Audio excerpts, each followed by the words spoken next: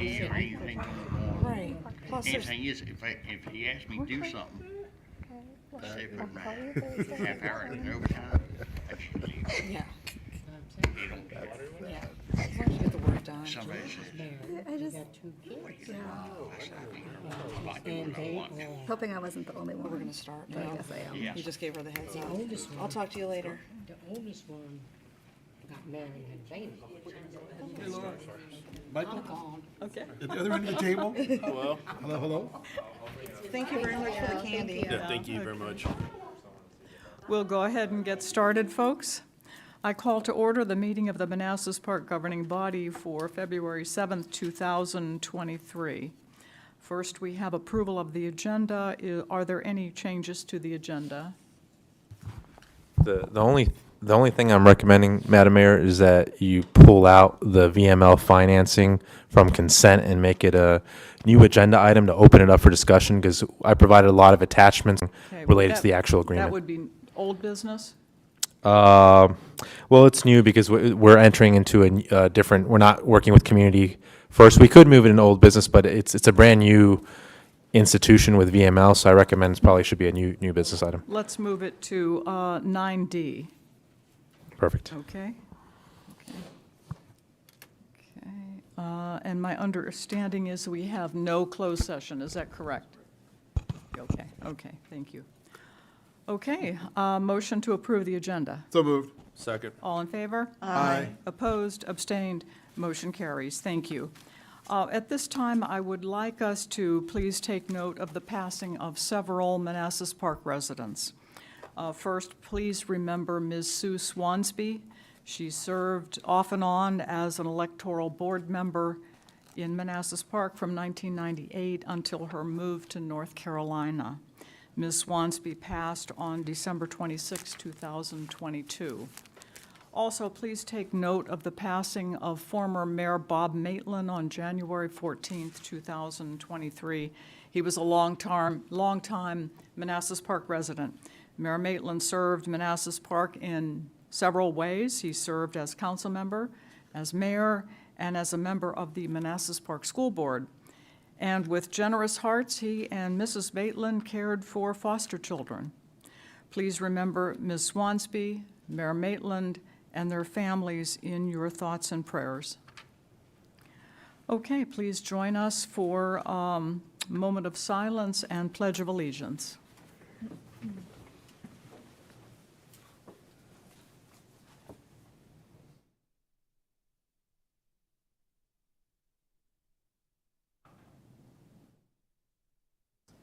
I pledge allegiance to the flag of the United States of America and to the republic for which it stands, one nation, under God, indivisible, with liberty and justice for all.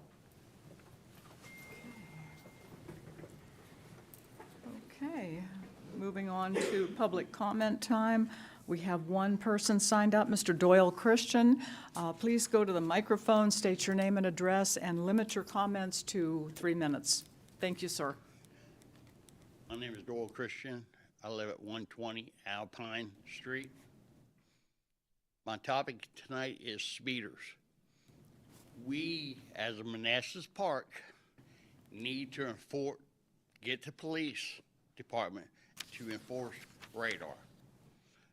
The $1 million signs y'all replace with additional $200 fine is not doing the job. You got to run radar. Every jurisdiction around this town runs radar, middle of the night, during the day. I go to work at 5:15. When I cross over here, even on Manassas Drive on the other side, it's Indianapolis 500. Same thing coming home. That pole, everybody's seen the pictures. If that car was 2 feet over and somebody was inside that bus stop, you'll have a fatality on your hands. In my opinion, nobody's going to enforce radar, try to slow them down, unless one of y'all's close friends, family members, or y'all are in an accident by a speeder. have said something to the chief, nothing. If they need training, we got the money from the red light cameras and the radar camera. There's plenty of money for training for these new officers. And now, and the second topic is, we got it on the books for the new law. It's been on there for over a year. These commercial vehicles and boats and trailers sitting on the side of the road. We need to enforce it. It's on the books. Months ago, they said, oh, we got to get signs. No, you don't. You got that big billboard you put up for anything else. Hey, no trucks on the street from 8 to 8. So I like to do it, and I talk to other citizens. They want to see them gone. If not, I could be bringing my big bucket truck home, and if you can't do nothing with them, ain't nothing you can do with me, and my truck's going to take up 3 parking spots. And, you know, I told boss no. So to come home on standby, they give me a pickup. You know, so it's that easy. You know, I'm just trying to work with I don't want to crowd the street, but if nobody don't want to do nothing, that means I can bring a bucket home. I don't know how y'all feel about that, but it's the truth. Sir, your 3 minutes is up. Okay. Okay, thank you, sir. We hear you. Thank you. Yeah, okay. Is there anyone else who is not signed up but who would still like to make public comment? Seeing no one and hearing no one, we will move on. At this point, I do want to call the public's attention to a change in the rules and procedures that the governing body follows. This document was approved by the governing body at the January 17th meeting. Any comments that come in during the meeting will still be forwarded to me, and I will read those comments during the second public comment period towards the end of the meeting. So please know that we're not forgetting about you. We'll just read them at a later time. Okay, moving on to number 4, FY23 budget amendment correction. Public hearing. Purpose of the public hearing is an FY23 budget amendment correction. I declare the public hearing open. All right, good evening, Mayor and members of the governing body. This is more of a correction. So the budget you voted on, the spreadsheet, included tap fee revenues that for some reason weren't on the advertisement for the actual budget. So to correct that and correct the ordinance to align with the actual budget you voted for, we re-advertised with the correct tap fee revenues included for the water and sewer fund. That's this $2 million over here. So this isn't anything additional. It was already in the budget. It's just it didn't get to the advertisement. So this is the tap fee revenues now that are being added back into the water and sewer fund via advertisement, but that was already in the budget. So there's no financial impact. It's just literally an advertisement correction, and then we'll adjust that with an updated ordinance and appropriations. Thank you, Laszlo. Comments or questions? Comments or questions? Okay. Is there anyone signed up who would like to make public comment? Okay, seeing no one, no questions, no comments. Do we have a motion to close the public hearing? So moved. Second. All in favor? Aye. Opposed, abstained, motion carries. And we'll be voting on this at the February 21st meeting. Is that correct, Laszlo? Yes, I will try to get the ordinance. I'm sorry? I'll try to get the ordinance done by that time. Okay, Yep. okay, thank you. Okay, moving on to consent agenda. We are removing the VML financing for school security. There were several versions of the resolution that were uploaded, so I think it's wise to clarify which one we're voting on. So consent agenda, there's also a clarification I want to make. The agenda item for the UOSA appointment did not include information regarding my being the primary and Alan Rowley being the alternate, which is the case. So consent agenda consists of approval of the minutes of January 17th, 2023, reappointment of Jeanette Rischel as the primary representative and Alan Rowley as the alternate to represent the city on the Upper Occoquan Service Authority Board of Directors for a term that will expire on March 1st, 2027. And approval of an ordinance declaring city equipment as surplus and authorizing city manager to sell the surplus equipment. Do we have a motion? Move the consent calendar.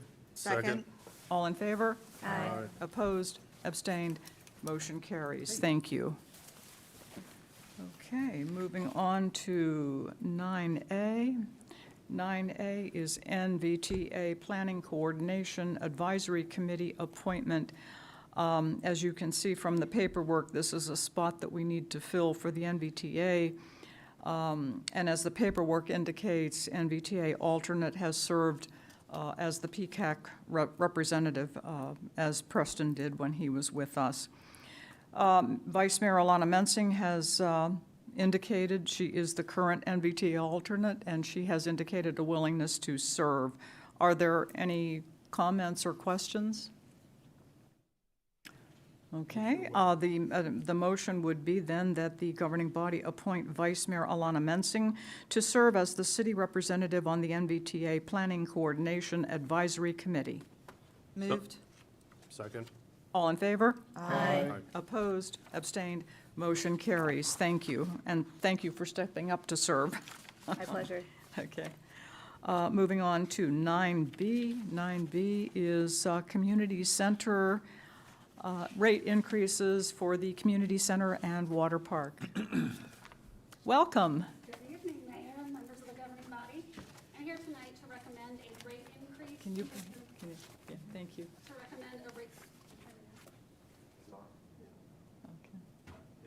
Now it is. Now it's working. Testing.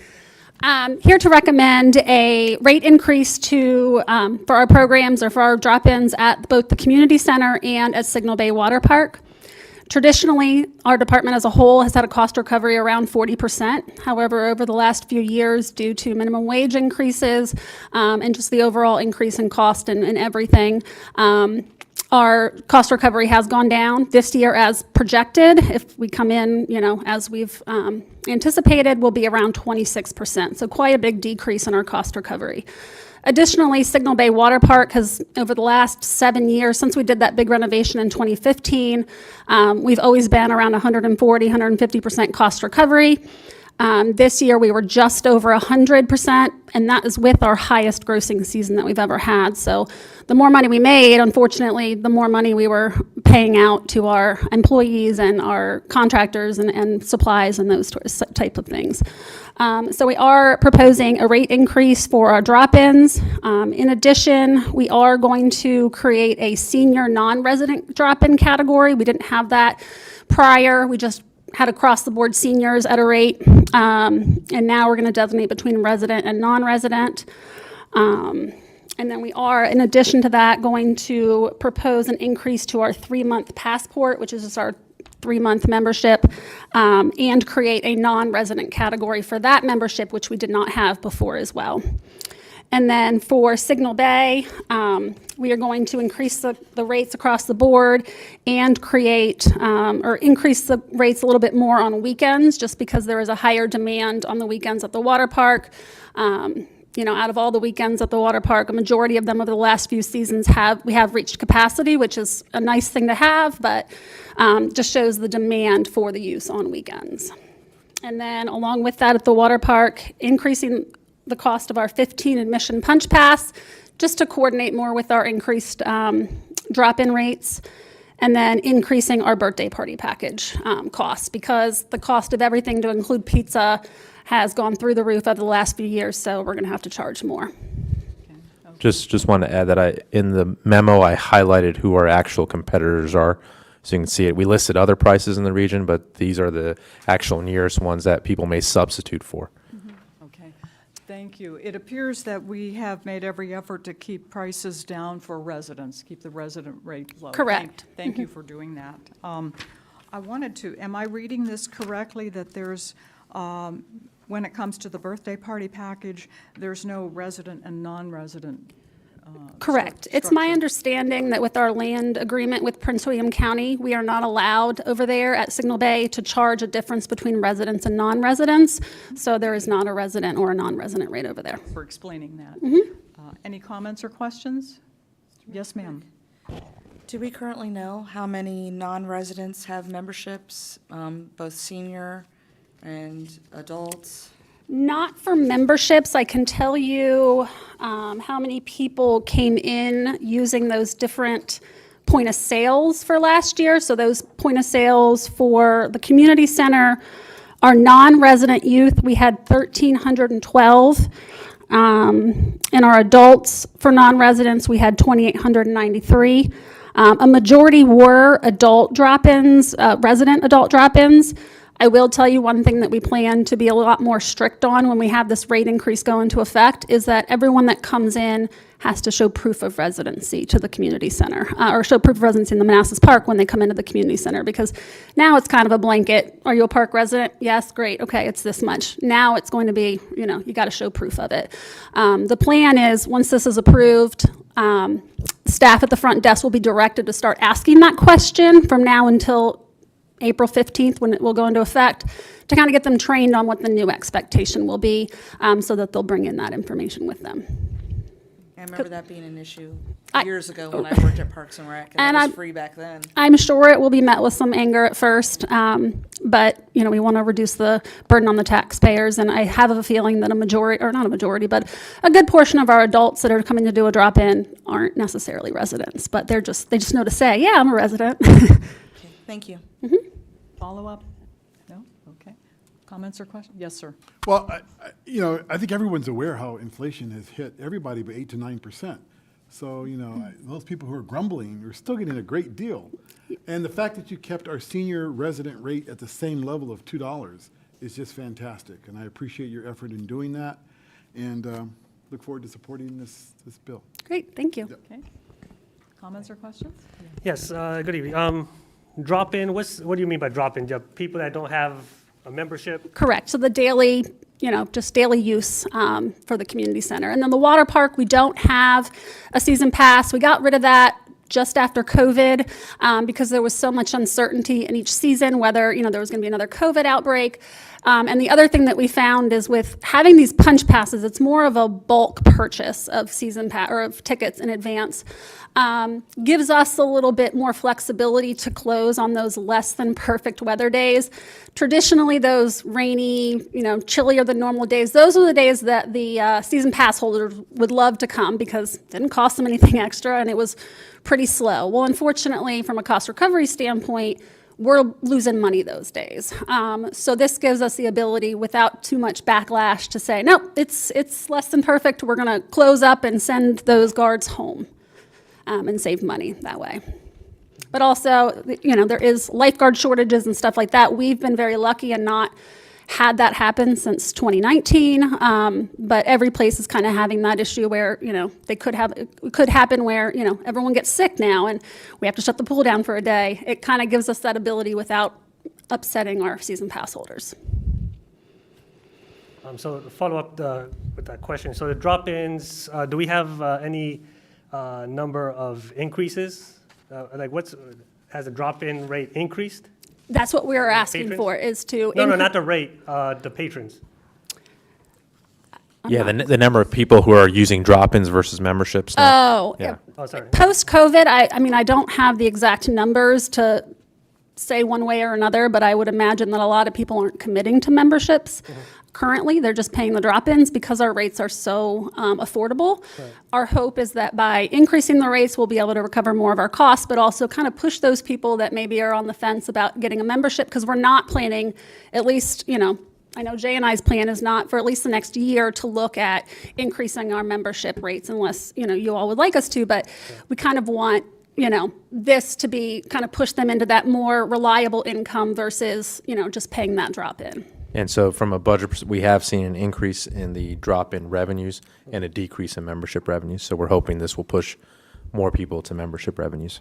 Well, yeah, that's the goal, right? Well, but what if it goes the opposite way? What if we deter people from either dropping in and all, or also joining the membership. That's why I factored in the reduced. So if you look at the memo where it says city manager assumption of the price increase costing a 5% decrease in additional revenues, because in like for the community center for the drop in, the assumption there was we're still much lower in the drop in rate. So there's no substitute still, right? However, some people now just may say, hey, guess what, I'm just not coming at all. So that's why I had a lower percentage drop there, because there was no clear substitute. And some of the other ones, we were now a little bit more pricier than Cub Run, so I had a higher decrease in people actually coming now because they have a substitute in Cub Run to go to instead of us that has a slightly higher price. So that's how I factored in kind of the increase it's not a 1-for-1. That you increase by $1, you get $1 more per transaction, because some people, to your point, are going to either substitute and go somewhere else or just not come at all. I mean, the rates are still low compared to our competitors. I mean, it's not going to be a big difference. But, I mean, for cost recovery standpoint, this makes sense. But for a marketing standpoint, does it make sense, you know? Right, and, our big plan is to be very transparent as soon as, this is all approved, is to let everyone know it's coming. I think we've made that mistake in the past where maybe we weren't as forthcoming with the information or let them know until we were 100% ready to commit to it. But I think the point is to let them know as soon as possible and then explain it to them. I mean, we're not the only industry that's inflating or having to increase their prices on things. Right. And so, I'm hoping that at least the taxpayers will appreciate that, we're not trying to overburden them. We're trying to bring it back to the people who are actually using the facilities. And do you see more youth coming in as drop-ins or adults? Let's see. Teen drop-ins, it's predominantly teens. I mean, it's about 5,078 was how many point of sales we sold last year as a teen drop-in, whereas adults, the adult resident was 8,400, so. Right, I mean, the community center is supposed to be a teen hotspot, right? Mm-hmm. I don't want them to feel like we're increasing it and all of a sudden now they're out there somewhere else, Correct. So that's my only concern is that, I mean, I know we didn't do the increase for the seniors, that's fine. For youth, I would probably advise the same way. I don't know how the council would feel, but the adult, okay, we can increase it maybe a little more competitively.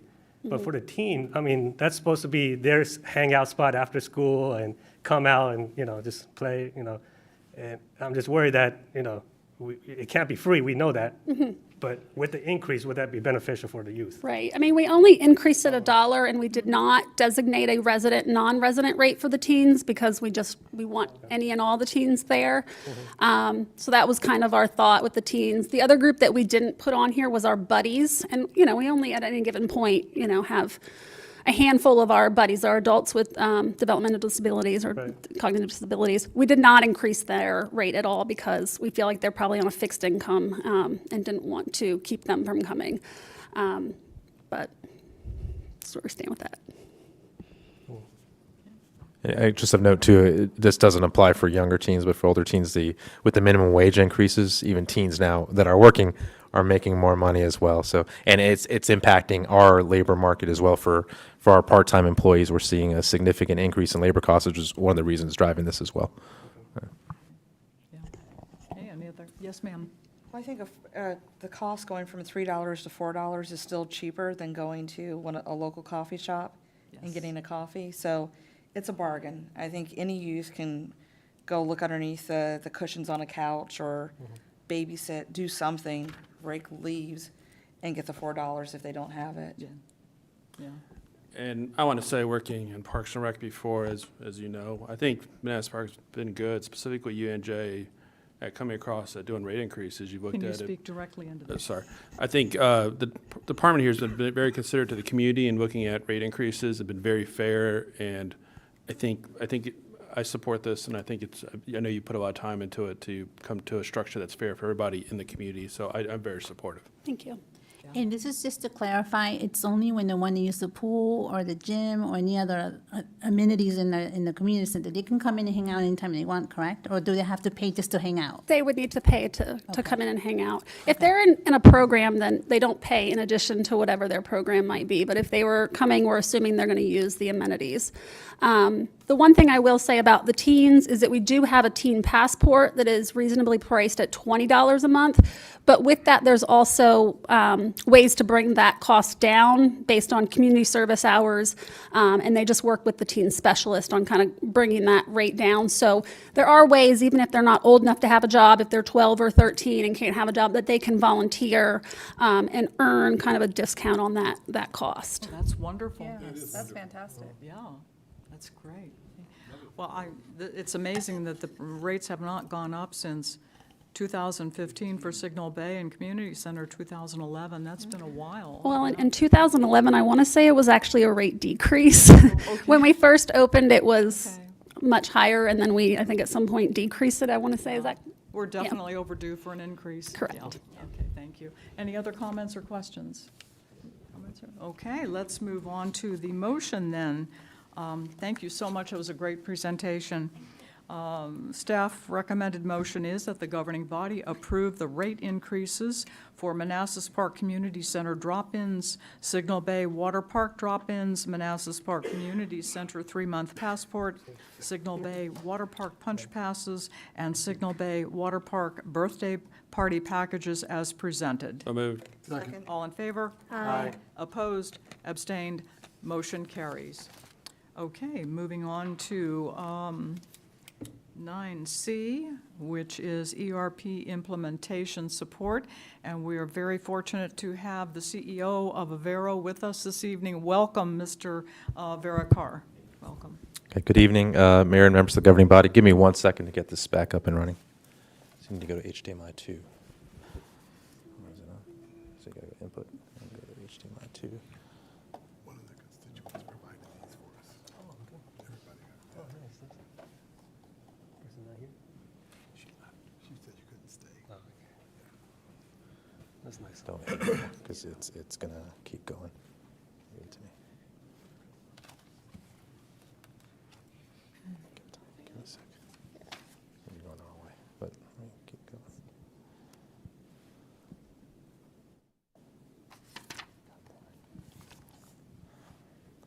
I think it's still picking up from when you hit it. Hold on.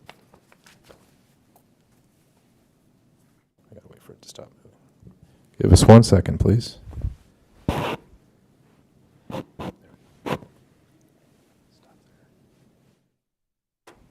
right. Sorry about that. Our computer turned off for some reason. So good evening, Mayor and members of the governing body. Just for way of background for our residents, I think my memo was pretty self-explanatory, but again, just to kind of repeat some key points. In 2015, the city not only had a poor selection process for which ERP it was going to go with in that transition, but it also didn't even have a plan for proper implementation, didn't even have any project manager on board, relied on the finance department, which was much smaller back then, who are not IT project managers, to actually go ahead and do the implementation. We had a failed implementation back then. The city couldn't pass audits for FY16 and FY17. So we knew we had to change something. The first step was to bring on an IT project manager who helped essentially go back and do a proper data migration from the legacy systems to Keystone so that we could actually pass the audits.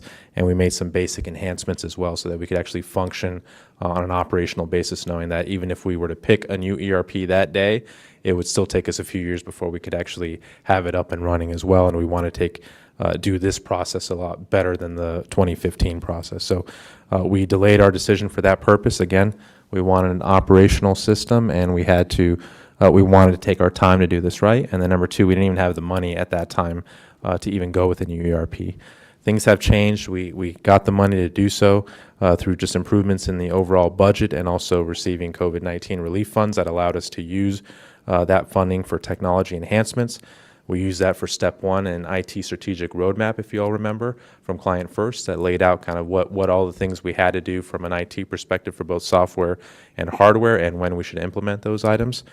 Step two, we then contracted out support for requirements gathering for what we needed an ERP to actually do, to develop an RFP with those functional requirements across all those 4 different modules that we're utilizing: the tax, utility billing, financial software, and HR software, and then also the selection of who we're going to go with.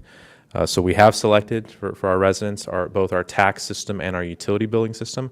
We haven't started implementing them yet. We're still finalizing their contract details with the city attorney's office and with their attorneys as well, but we're close, I think, for the tax system. But more importantly, we don't even have our implementation contractor on board, and that's what we're talking about tonight. We need a professional project manager here in our city to guide us through the process of implementing these different modules. And I want to go over the budget real quick for what we have for this implementation. So you can see utilizing, again, ARPA funding. So we're not utilizing city funding. We're using ARPA. We budgeted about $1.55 million. Thus far, we've earmarked for the tax system $254,000, utility billing system $77,000. We are having a worst case, and I don't think the number is going to get even close to this, but a worst case of $630,000 for the financial and HR modules, and then the $210,000 for the system engineer to support this effort as well, which leaves us $378,000 to spend on this specific implementation effort. So we issued an RFP for implementation services, and you saw the attached memo that I had to my memo from staff about their recommendation. We decided to go with the Vero Advisors, who's joining us tonight, Mr. AV from the CEO of Vero. We went with them, and the RFP review results memo went over the rationale for that. But the cost is what I'm going to go over tonight, and then I'll turn it over to AV to introduce himself to you all and his company to you all as well. The cost structure is going to vary, and so how it's going to vary, I know there was a lot of nuance to this component, but essentially there's two tables, what's called fully managed and partially managed services, and I define what each of those was here, right? Just kind of how many hours we're getting for the different support elements from a project management standpoint. This goes over all the fully managed prices per tax system, utility billing, and financial and HR. And then this is a hybrid approach of a fully managed tax system implementation, because that's what we're going to do first, and then a partially managed utility billing and financial HR. So the price can range. This is the high point for the total cost of $462,000. But the way I'm asking for is that it could be a low of $107,000. The way I want to structure this contract is that we start off by working with the Vero to get taxes implemented, and if they perform well, then we'll proceed to the next step of working to the utility billing. We'll have that option laid out in the contract, and we're very confident that they are going to work out. So I laid out in my memo kind of the 7 different options that we have, whether it's just the fully managed tax implementation, or the fully managed implementation for all 3, or kind of a combination of what we want to do. I believe it's going to be number 2. I have faith that they're going to deliver results for us in helping us implement these different modules. So I think we will end up doing fully managed implementation for all 3, because I do believe we need that service for the city and the expertise from the outside to help us properly provide those project management services and help us with testing and data migration, everything else that we didn't do in 2015. So that's what I'm recommending is really a not to exceed amount of $462,000 for implementation of all these modules, but structuring the contract as I described in this memo. Are there any questions for me before I turn it over to AV to introduce Vero? Really quick? Yes. If we didn't go with the proposed option number 2, how would you split up the, Can you please speak into your microphone? oh, sorry. If we didn't go with option 2 and we went with a combination of fully and partial, how would you do that? Yeah, we'd have to definitely, if, let's say we're just going fully for tax, fully for UB, and then partial for financial and HR, we would only do that if we felt, I would listen to my staff and see how comfortable they feel after going through 2 rounds that they can now take on the full project management implementation. Again, I don't think that's going to be likely. I'd still prefer to have the full services, and that's why I think number 2 is the likely. But I always want us to have options, right? If we feel comfortable, we get the systems engineer in place, we feel like we're rocking and rolling, we have good control of this, and we can save taxpayer money, then it's my responsibility to advocate for that. But again, I believe number 2 is going to be the likely, and we're going to ask for fully managed implementation services from Vero.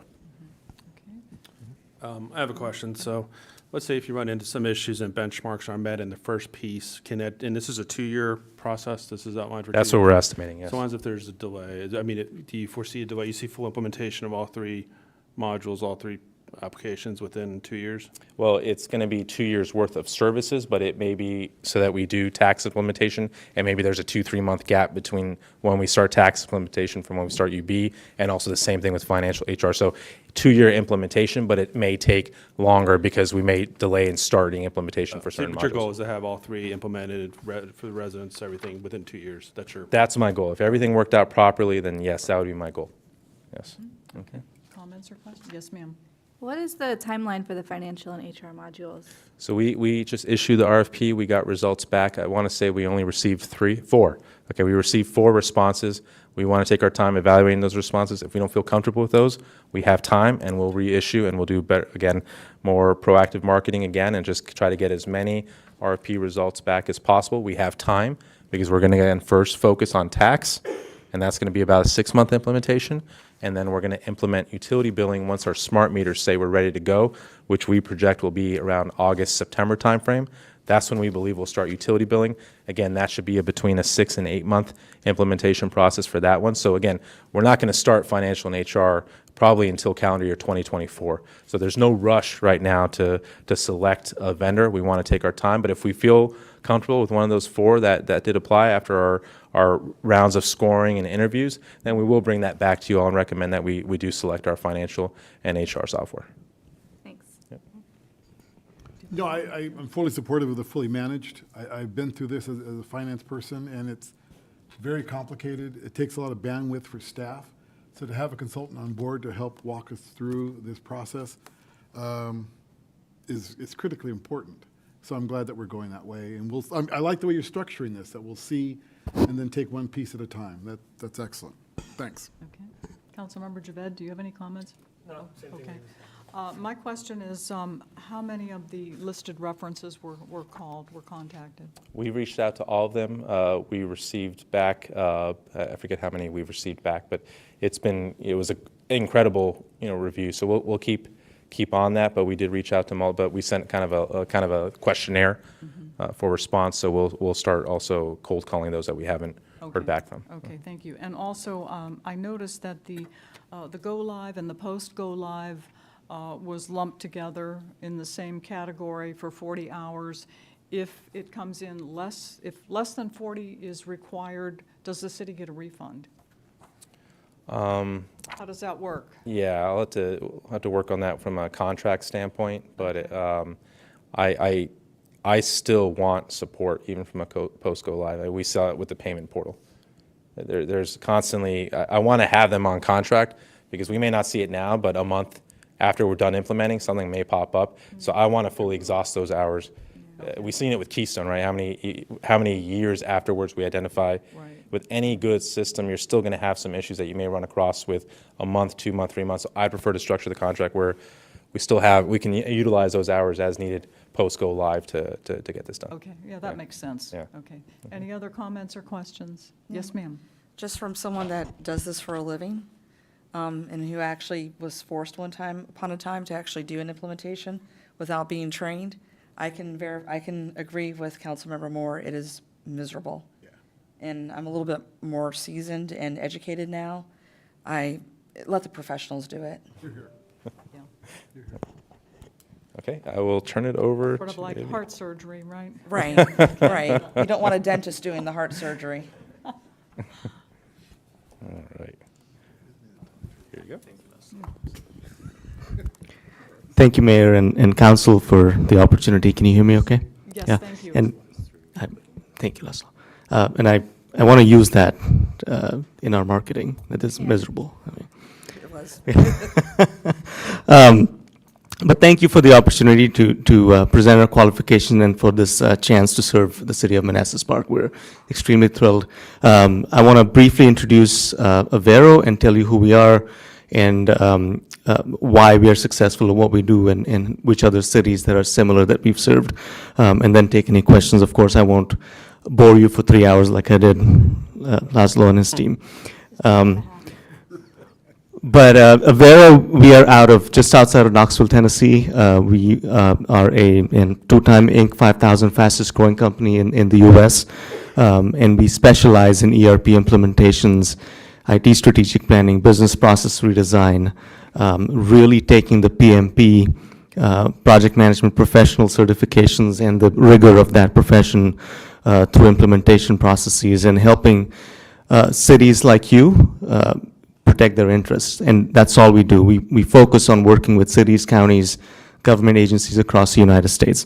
And of course, we're members in a bunch of city organizations and government industry organizations. We're also a minority-owned certified business in a bunch of states.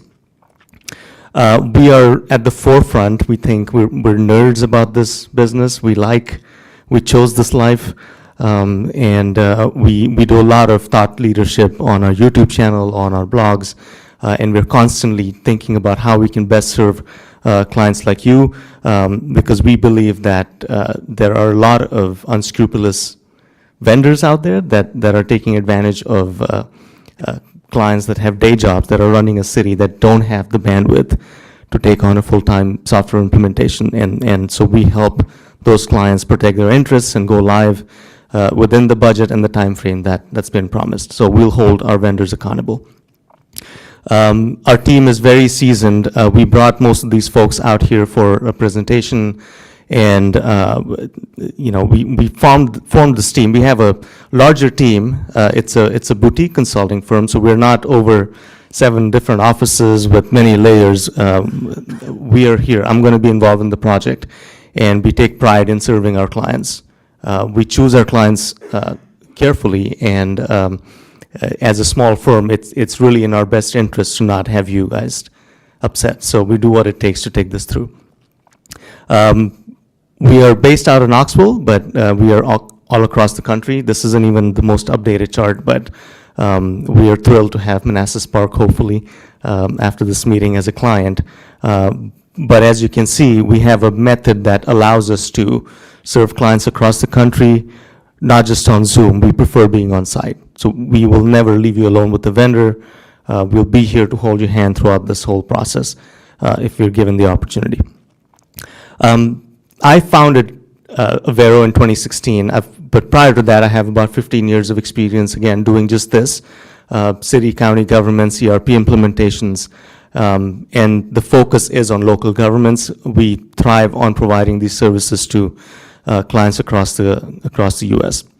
And we focus on just a few things: technology strategic planning. How do we make our city or county modern without going overboard? We don't want to be on the bleeding edge, but how can we be more efficient? And how do we get out of the cycle of too much paper, too many workarounds to your systems? And we do that through ERP, implementation services, and technology infrastructure. We do several other things like disaster recovery planning, cybersecurity, but this is our core focus. And we have clients big and small. Our biggest client right now is Monroe County, New York, which is about 3,000 employees.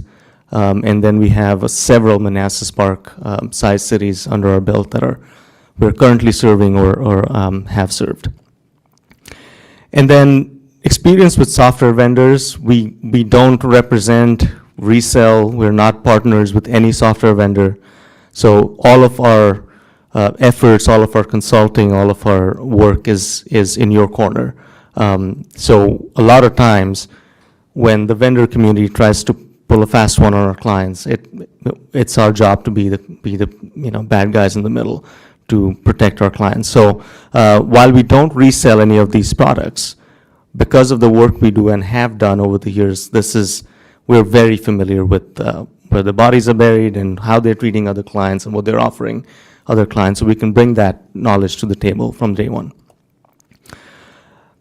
And the city manager did a great job of explaining why we're doing this project. You've been through this for a while, so I won't get into it, but I think the overall outcome is to make Manassas Park a modern operational city that, you're giving your citizens and your staff the tools that they expect, that they use in their daily lives in a personal way.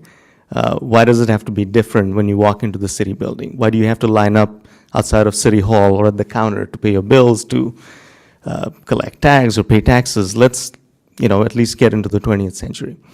So that's the overall outcome, and we'll do that while working with you and the vendors. And this is going to be a team effort, and we've committed to the city manager's office that we're committed to this.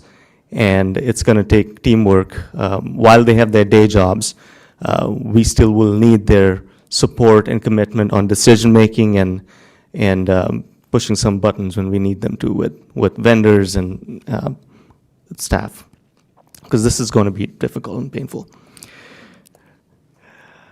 And, you know, the city has done this really well so far. I think taking the methodical, slow approach to an ERP replacement is very commendable, because it's really easy to get a big amount approved by council and then just go for it. And I've seen many projects like this crash and burn just because there wasn't any deliberate thought process behind why we're doing this. Should we back off?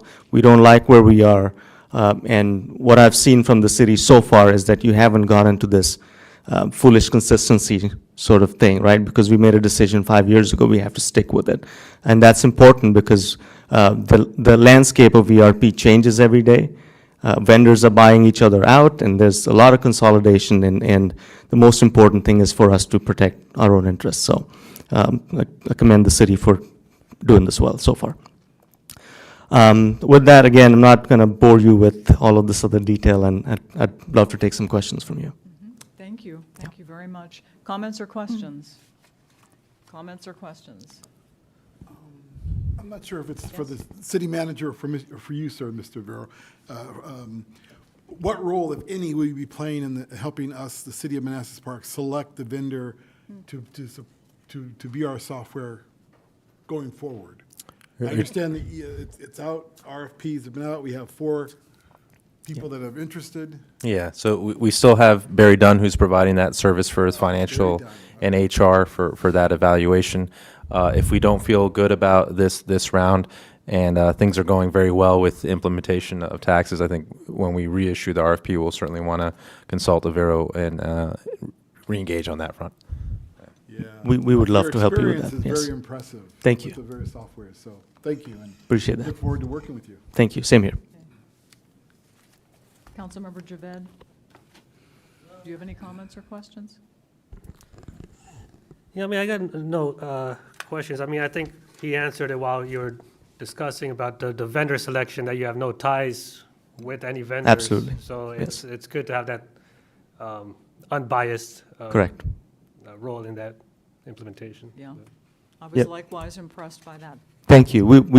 That's the foundation we've built our practice on, is to be independent, truly independent. Right. Yeah. Okay, comments or questions? Okay. Great. Comments or questions? Okay. I just have one question. For the Yes. city of Martinsville, what did you do with the city of Martinsville? The city of Martinsville in Virginia? Martinsville, I don't think we have that. It was on your client list. It's in Virginia, we've done work with Pittsylvania County. Okay, in Martinsville. Okay. Yeah. Charlottesville, I'm sorry. Oh, Charlottesville and, let That's me not go back. Martinsville, going back. I don't think There's it Martinsville. right there. Oh, this is the Next one. Next one over.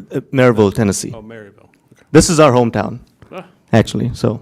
That's what they're offering. Yes, and we just took them live on financials. HR's going live next month. And this is one that's dear to my heart because it's our hometown. Our office is across from City Hall. We could not have screwed this up. We'll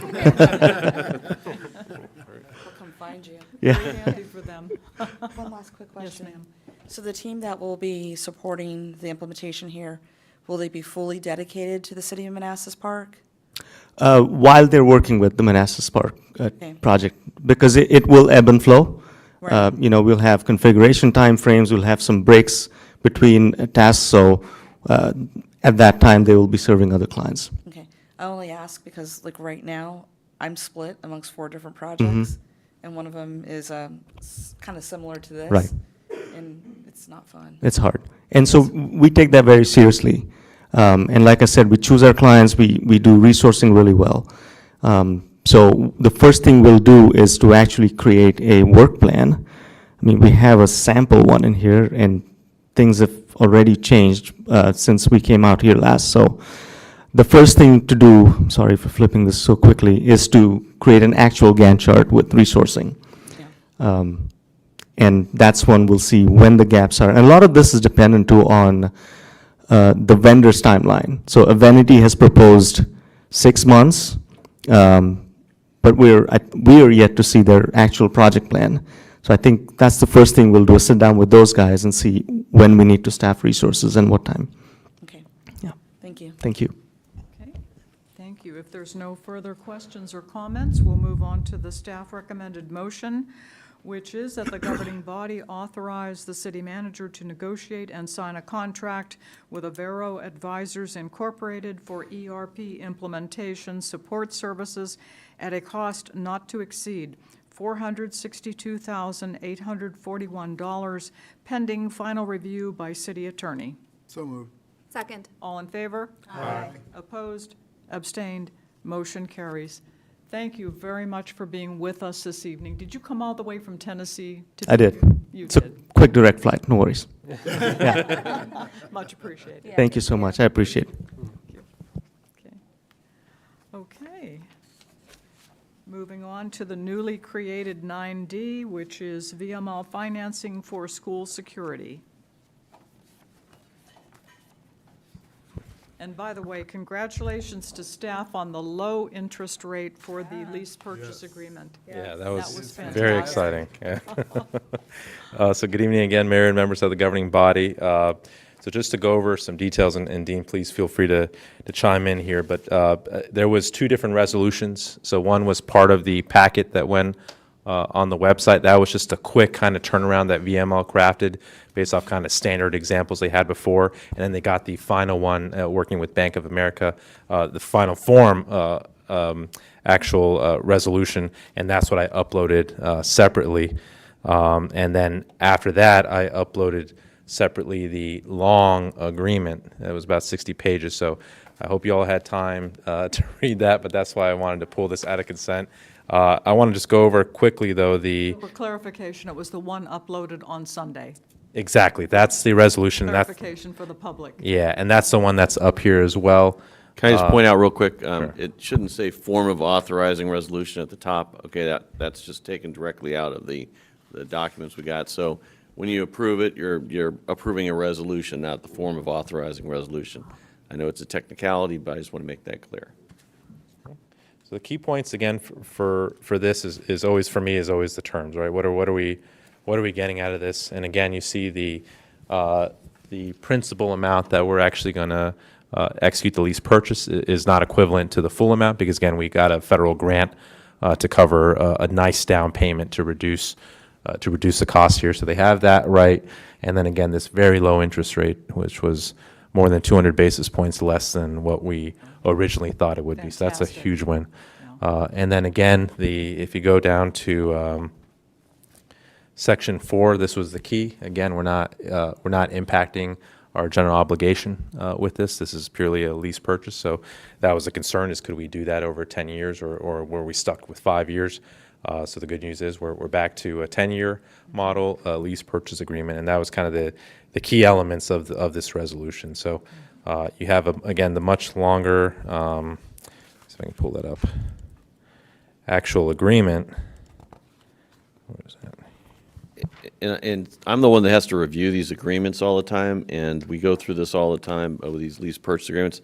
This one is one of the best ones I've ever read. They did a great job preparing it. Maybe you didn't think it was all that great reading through it, but for me, the things I look for were all taken care of. It was a pleasure to read this thing. So usually I have to make a lot of changes, and it's a process of butting heads with people who don't understand how Virginia works. This one's already set up nicely. I couldn't have written it better myself, so I'm And just so happy. you know, Dean, it's always a pleasure when the 7 of us read our packets. It is a It definite is pleasure. a pleasure, but I bet you didn't all read it in the same depth as Yeah. others of us read it, so. What are you implying? I know, really. You have a lot of green. I did not enjoy the read as much. Are there any questions about this? I know it's a lot. We're rushing to kind of get this locked in, because when I saw the interest rates, Yeah. I wanted Comments to or move quickly. questions? No, good job, though, getting this done. Thanks. Yeah. Big kudos to Finance Department who Yeah. delivered, yeah. Councilmember Hampton, do you have any questions? No? Councilmember Amaya? Councilmember? No? That's great. Okay, no questions. Let's move on to the, do you have a question? Sorry. Just on the first page, so the leasing, are we the leasing or the school district is? Yeah, we are, and we're going to own the equipment still. Okay. Yeah. So, Any but ma- then, I guess, question to you then is, because the whole contract is leasing, property leasing, this, leasing that, so if it's in the school property, that's okay, no?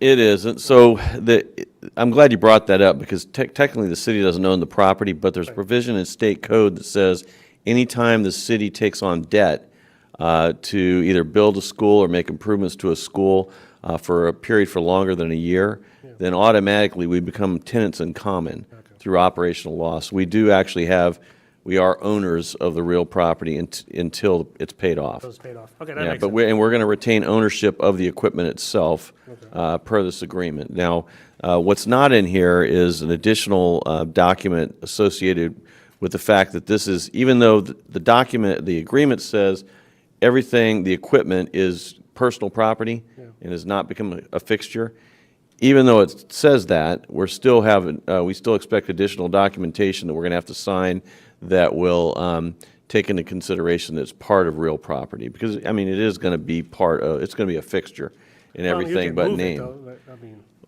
Well, it won't be, right, but typically when you attach something to the building, Yeah. it becomes a fixture and becomes part of the real property. And it's usually taxed, in private businesses, it's taxed that way. But this here, it has to remain personal property per the agreement. But I just want to let you know, we got something coming our way because we had to submit some additional information today dealing with the real property itself.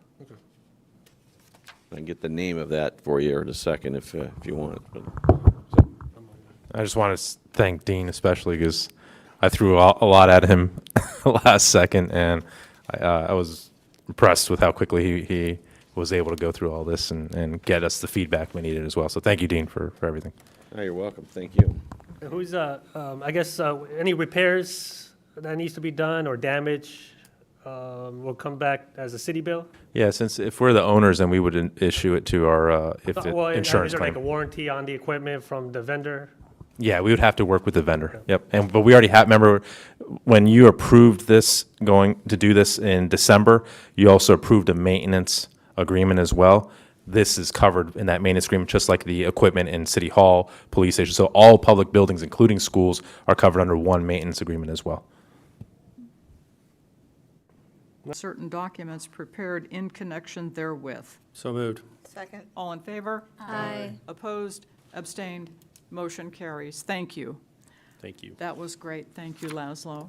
Okay, so moving on to number 10, which is public comment time. Is there anyone signed up for public comment, or is there anyone who is not signed up but who would still like to make public comment? Okay, seeing no one and hearing no one, we move on to city manager's report. And I just want to start off from the earlier public comment. If residents believe that we can issue tickets based off of like a variable message board or one sign, we can't. That'll be rejected in the courts. So we have to put up the signs, and we hope to have the signs up by August. Remember when you were briefed on that, that was the timeline that we're going with. So we do have to procure that equipment, but just please let residents know that we can't, our police just can't issue a ticket without residents being able to see, or violators being able to see the warnings that you can't park your commercial vehicle there. Also, it will be overthrown in court. And the signs will be up by when, did you say? The goal was August, September. when we August, were- yeah. September. Okay, thank you. Could you just take a moment to clarify again the reasoning behind why we haven't done any of that research on Manassas Drive regarding the accidents? Because there's a bunch of accidents on that. Oh, we are. that We street. are. We have done some of the research, and we already received a grant. We'll talk about that at CIP. If you want to listen in tomorrow night to the Planning Commission, they have an exciting briefing. You'll see a project that we received. Steve did a great job. I believe we got $700,000 for safety enhancements all along Manassas Drive to, damn it, I forget which road in the eastern part in the Blooms area. but it covers most of Manassas Drive. So we are going to already be doing safety enhancements along with the additional studies. So we're not done yet, right? We've been getting a lot of grant funds for studies, so that's been reducing how much we've had to spend in terms of our money, and we've been kind of putting all those studies together to kind of help inform us of the safety enhancements.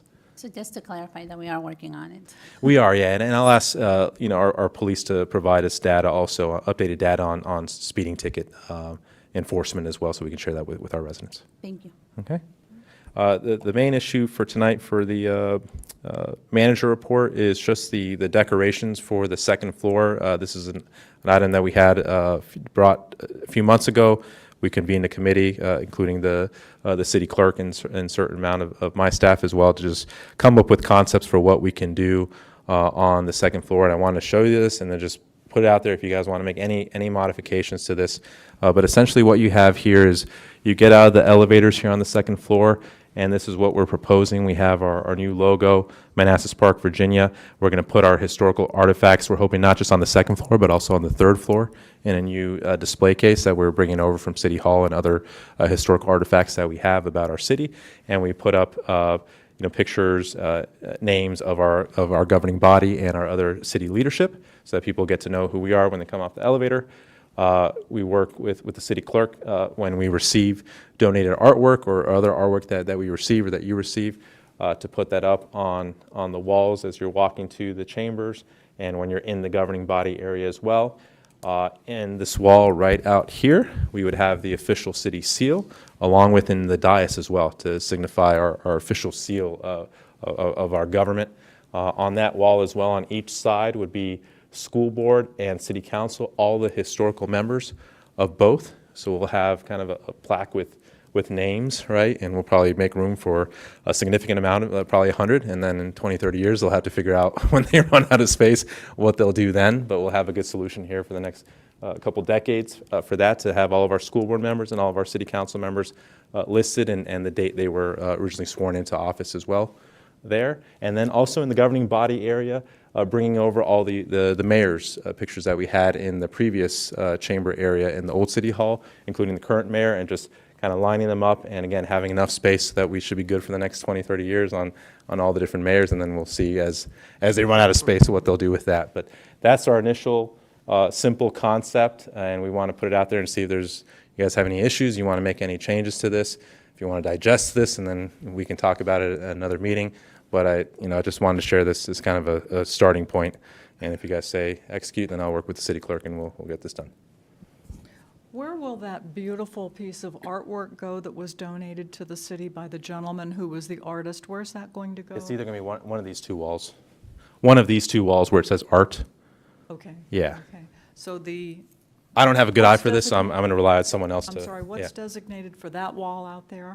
This wall out here that you're seeing out there is going to be the city seal, nice big city seal. Okay. And then on the left or the right, the school board, all the historical school board members. Okay. And then all the historical city council members. Okay, thank you. But the wall where right when you get off the elevator and you're coming to the governing body chamber, that wall will start to have some artwork, as well as the governing body area back here. That wall will also have some artwork as well.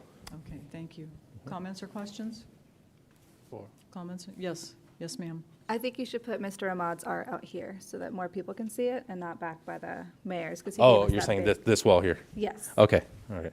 And Again, I'm going to be out of that process. I don't have a good eye for art or anything like that, Just so make I'm a really little going to note rely to on. Whoever's doing it. Yeah. Yeah, his work needs to be highly visible because it's Yeah. beautiful. Yes, Yeah. it's the large piece, and I think people should see it. Yes. Also, are you gonna talk to us about the pictures that you put up of us before you do it? No, yeah, I'm glad you brought that up. We're actually, Lana had a great point about we need to standardize, right? So we'll set up some time when we're ready to execute this to have kind of the same background for everybody. Perfect. Yeah, That'd look nice. schedule a date to do that. Yeah, no, we're not going to use those pictures. Don't worry. That was just Yeah, that was a like, I don't want mock-up. that Yeah. picture. Yeah. Okay. Some of Great. the frames are a little cheesy. you know, Yeah, so- we'll make sure we standardize everything. Yeah, okay, thank you. Madam Go ahead. Just the city council plaque, it won't be that plaque, 'cause that's kind of No, no, dark no. and you can't really. Yeah, just like the mayor one won't be this. We literally just pulled something off just to show you that like the idea of what we want to do, but that it won't be that plaque. Yeah, Okay, okay. Yes, and we ma'am. want the names to be I big. think Daryl has a question first. Yeah, go ahead. So we're gonna protect the art, right? It's gonna be behind like a glass frame, like the glass in front of the artwork, because I could see small little children. That would Or be even extra adults. money if you guys want to, but that's going to be some extra cost to do that. We were just going Then to in put that it case, it needs to be high up where, up where children can. right, Okay. or someone accidentally, because there's some beautiful pieces of work, not only his, but some of the other ones we had in the old building. Well, yeah, that was the question I had about the art. So are we talking about permanent pieces, like the gentleman who donated that piece, which is beautiful? I can see that being a permanent. But I also think it's important that we have revolving art. Sometimes local artists that we're able to hang their art for 3 or 4 months and swap out. That's my That would be concern, my that we recommendation, have that some we- revolving art as opposed to just all permanent pieces. Yeah, I believe it should be revolving art. Including It could students. even be something like macrame, not Oh, just, yes, not just your absolutely. standard Quilting, art, yeah. macrame, Yeah. all of that could be And done. we've asked the schools upstairs, because they have their hallway, to make sure that they're taking art from the schools, like they used to do in the old city hall, and their walls had all the artwork coming from the kids. We asked them that, and told them that they have the ability to do that upstairs if they would like as well. Because we have several local artists. Yeah, we do. Yeah. And muralists who've done work throughout our city that we should highlight it at times. Mm-hmm. And I think we have revolving art would be nice. To I could bring in piggyback my off that, crochet work. Absolutely, No, I was joking. who would they contact? I'm not that good. yes. Who would they contact if they wanted to donate art? Probably, I'm guessing, city clerk would be the best. So would they have to donate it or just say, I want my, they're local artists or well-known To and just have it let hung us for a few borrow it. months or 3 Got it. months? Anna? And give it back. If they're expecting it back, I think they should sign a release saying that. Of course, Yeah, yes. we're not. We need a release. Yeah. I don't want them to then go back after us if a kid did, Councilmember Exactly. Hampton was concerned about, and damage their art, that we would be responsible for that, yeah. Yes, ma'am. I have another question. Yeah. Will we have a process to vet the artwork to prevent something that is not appropriate from being posted? And would that create a public space? Yeah. Sure, I don't know. I mean, that's probably a dean conversation, so- and now we're. Yeah, if you're going to create a place that they can put whatever they want up there, then yeah, it is a. No, they would have to be approved. Right. Yeah, so I think what if would be the we're, criteria for approval? We would So, have to set yeah, I mean, you're going to have some parameters. Local artists. Yeah, local, family friendly. Family Well, that- friendly. Yeah, it should be We'd have to have neutral, some parameters. neutral. No obscene things, right? Obscene, exactly. Okay, Images so of then we words, got, yeah. what's the definition of Policy, right? obscene? Yeah, Yeah. exactly. You know, because, yeah, we're going to have to put some parameters on it, so, Supreme Court said Was it- they know it when you've seen it. yeah, right, well, that's what the Supreme Court said, you know, that obscenity is, I don't know what it is, but I know it when I see it. Exactly. But it's a local standard, Hold it so close yeah, to we the can work mouth, with that. yeah. Yeah, it's a local standard based upon what is acceptable in the local community. That's generally what the courts look at. So we just have to look and see what's acceptable to our community. Okay, okay. And maybe we even poll them, get a sense for what the residents want. Is that something that we would vote on, knowing that? Well, we'd have to have a policy in place if you're going to allow that. So, whether it's, the city manager, since he's in charge of all city property, he can come up with a policy if you want. Yes. It's something you could vote on if you want to make it a governing body, a policy, but the city manager controls public property, all city-owned property, so he could have a policy in place. No, that's fine. Yep. That's fine. Something so simple turned into. What's that? I said I was just going to leave it to Lana's discretion, but I guess now I have to come up with a policy. You can help with the policy. Yeah, we're putting it on your Yeah, shoulders now. all right. Thanks. I want to give you an example. When I went to Tacoma Park, I met with the mayor back in 2016. There was art all over Tacoma Park City Hall, and when he was showing me around, there was a program, and one piece of art had a bunch of Confederate flags. And though they were trying to depict it, or just state that how offensive it was, the people in the class, right, in the programming, they came out and said, this is offensive, this should be removed. And then they had an events coordinator that oversaw that. And she says, well, we don't really, we don't censor art here, but it was offensive. But the mayor took it away, and I don't want to see art by certain radical or hate groups or something that's offensive to. But again, I know it's offensive to some people. May not Can be. we come back with you all a policy? Like, I really just wanted the structure, and then we can come back with more detail. But now I understand, though, you clearly assigned me to be the art curator for City Hall, so I will, Well, Councilmember Carrera, that's a very good point, because then that goes back to what Dean has said about establishing a platform for Yes. speech, yeah. Well, the same thing we did with the flags, you know? Yeah. I think Yeah, it should some be of the the curator policies- that. Have a nice little policy. Well, I'm sure other. it's not my forte, but I'll Other try. municipalities have probably faced this, so we could probably use maybe them as a template. Yeah, see what they're doing, Yeah. yeah, yeah. If they have a policy, but we'll see. Well, some of them have like just like a wall, and you can put whatever you want, and they just automatically paint over it like a week later, Yeah, we or don't, something like that. yeah, we don't want that. Huntsville does that. You could just make this a Manassas City policy. has like an old town and there, I guess where they hang like flags that you can actually hang art or something. So they do have a policy. But residents can hang it, or they They decide? choose, like, They they have a choose, okay. policy. Yeah, I'll ask Yeah. Pat and see how they Yeah. manage that. Quick question, are we going to have photos, like, for example, the first police station, the first city hall, the first whatever of Manassas Park? Little museum. You guys want that as art, or you want that as part of, like, the historical art? Like, what do you want that I guess exactly? it could be part of the historical, Okay, because we had talked about historical photos, not historical per se, but historical for the city. Kind of like a timeline of the city in Yes, photos. yes, like that, yeah. okay. Okay. In the But it's also very important. He says all up here, right? Well, Anna has everything, Can't so, take yeah. it. But you think about it, it's very important, because how many of you knew that that house on the corner of Scott and Manassas Drive was the first police station? Yeah. And that City Hall, our original Yeah. City Hall, was Yeah. the two houses across the street. Yeah, Yeah. and I think those of us who do know that knew it because we knocked doors and talked to old Or timers. have lived here Yeah. forever and a day. Yeah, As long as we're not celebrating some of the bad things that occurred in the state of Virginia, Commonwealth. I'm sorry, can you speak into your microphone? I don't want to repeat that. Just go on. Okay, It's Manassas Park history. Yes. yeah, that's why I said not history per se. Right. Right. But, Yes, yeah, yes. okay. Got it. Any other comments or questions? But you like the structure at least of Yes, where. we like the Okay. structure. Yes, We love thank it. you. Okay, So, where's the, this is not the third level, this is the second level. Yeah, this is the second level. Yeah, the third level will look similar in terms of having the Similar. logo and the historical artifacts. There was no desire to have pictures up there from the school team or anyone, so we're probably just going to do these two things, and then we're really leaving it up to the schools to add their artwork from the school system up on the third floor. That's good. Yeah, Yep. Perfect. okay. Thank you. Great. they're good at that. Are we all in agreement? Yep. Yes. Okay, sounds good. Cool. Thank you, Laszlo. Okay. Do you have any other information for us? I don't, just a reminder, tomorrow, Planning Commission is the first capital improvement presentation.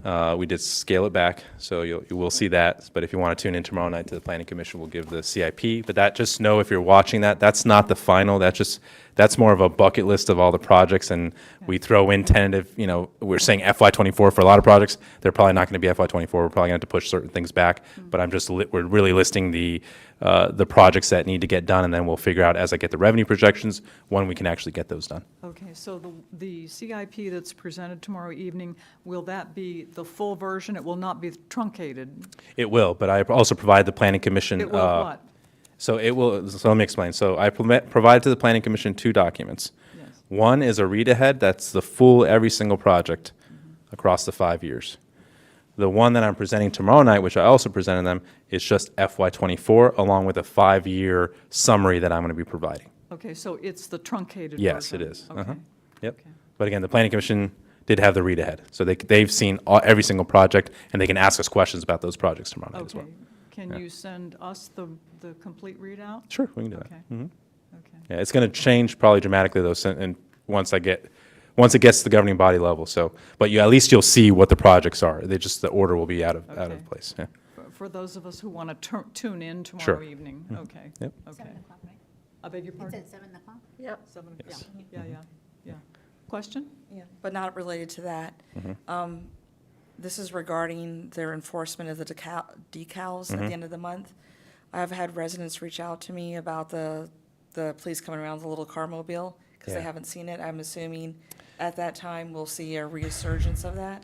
We need a parking enforcement officer for that, and unfortunately, the person who left law enforcement to be a parking enforcement officer went back to law enforcement.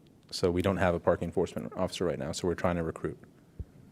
Okay. Yeah, so you're not going to see, you'll see police officers But we won't see the enforcing it, but you mini-mobile. won't see the mini-mobile. Yeah, we We have to, lost another parking and, yeah, yeah. Well, he went back. He went back, he was, Yeah, yeah. reverted his position.